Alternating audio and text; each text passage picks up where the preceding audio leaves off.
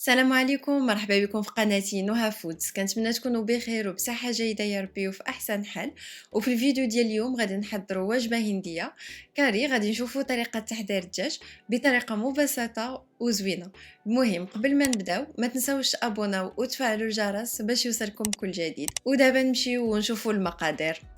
وبالنسبه للمقادير غادي نحتاجوا نص كاس ديال صوص طوماط، عندنا بصله مشلضه اولا مقطعه طريفات صغار، الملحه، الابزار، زيت زيتون اولا زيت نباتيه، كاس ديال القشده ديال الطبخ، 3 ديال الفصوص ديال الثومه، سكينجبير عرق، وعندنا الزبده، وعندنا بودره الكاري. المهم هذه غادي نوريكم كيفاش غادي تصاوبوها غير في الدار واخا بلا ما تشريوها. وعندنا 400 غرام ديال صدر ديال الدجاج. ودابا نمشيو ونشوفوا طريقه التحضير. وفي الاول غادي نحضروا بودره الكاري اللي نقدروا نحضروها غير في الدار اولا نشريوها. المهم انا هنايا صيبتها غير من التوابل اللي عندي. خديت معلقه ونص ديال الكمون، معلقه صغيره ونص، نص معلقه صغيره ديال الابزار، وكنضيفوا 2 معالق صغار ديال الخرقوم البلدي، هو اللي كيعطي هاد اللون الزوين الماكله اللي غادي نطيبوا اليوم اولا الطبق اللي غادي نحضروا. 2 معالق صغار ديال القزبر حبوب، وضفت نص معلقه صغيره ديال سكينجبير، وكنضيفوا معلقه صغيره ديال الحار حتى هو بودغ. بالنسبه للحار تقدروا ديروا 2 معالق صغار بالنسبه للناس اللي عزيز عليهم وكيبغيو البنه ديالو تكون زايده في الماكله. وفي الاخير كنضيفوا نص معلقه صغيره ديال حبات الهيل اولا قاقله، وبصراحه كتعطي واحد البنه وواحد المذاق زوين لهذا الطبق اللي غادي نحضروا اليوم. ودابا كنخلطوا هاد التوابل كاملين مزيان حتى يتخلطوا لينا مع بعضياتهم.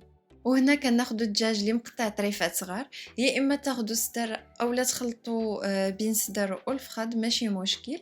غادي نديروا الملحه كيبقى على حساب الذوق، وغادي نديروا شويه ديال الابزار صافي، وغادي نخلطوا غير هاد التوابل مع الدجاج.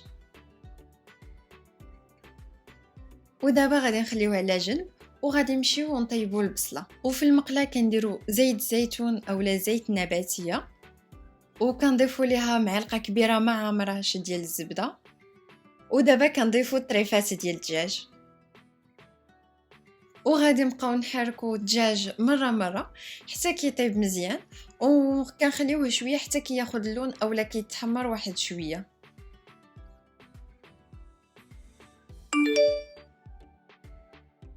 ومن بعد كنحيدوا الدجاج، وفي نفس المقله كنديروا البصله اللي قطعناها طريفات صغار حتى هي غادي نقليوها غير في هاد الزيت اللي بقى من الدجاج حتى لا نشفات لكم المقله. تقدروا تضيفوا شويه ديال الزيت، وكنضيفوا 3 ديال الفصوص ديال الثومه حتى هما كنحكوهم مزيان، وكنضيفوا حتى سكينجبير عرق اللي حكيناه من قبل. كناخذوا غير طريف صغير وكنحكوه حتى هو. وبين ما تقلات لينا البصله شويه كنضيفوا نص كاس ديال صوص طوماط. بالنسبه لصوص طوماط انا خديت غير مطيشه هنا، سلقتها ومن بعد طحنتها وصفيت منها هذوك القشور ديالها. يا اما تستعملوا هذه الطريقه اولا تاخذوا 2 معالق كبار ديال مركز الطماطم. ومن بعد كنضيفوا معلقه صغيره ونص ديال التوابل ديال الكاري، يا اما تضيفوهم مع البصله باش ما كتبقاش ديك البنه ديالهم بزاف، تخليوهم يتقلاو معها مزيان، اولا تضيفوهم كيف درت هكا مع مطيشه. ومن بعد كنضيفوا طريفات ديال الدجاج اللي قلينا من قبل، وكنعاودوا نخلطوا كلشي مزيان. وهنا كنضيف كاس ديال القشده ديال الطبخ وكنخلطوا كلشي مزيان حتى كيبداو يديروا لينا، حتى كتبدا هاد القشده دير لينا فقاعات كنشوفوها خطرات.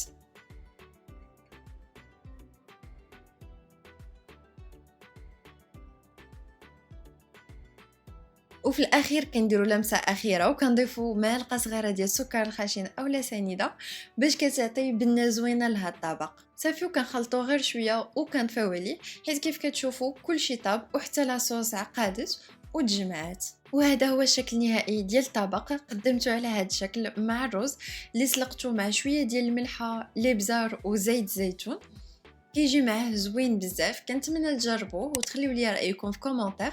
وإلا عجبكم الفيديو ما تنساوش دعموني بلايك كومونتير وبارطاج، وكنقول لكم الى فيديو جاي ان شاء الله.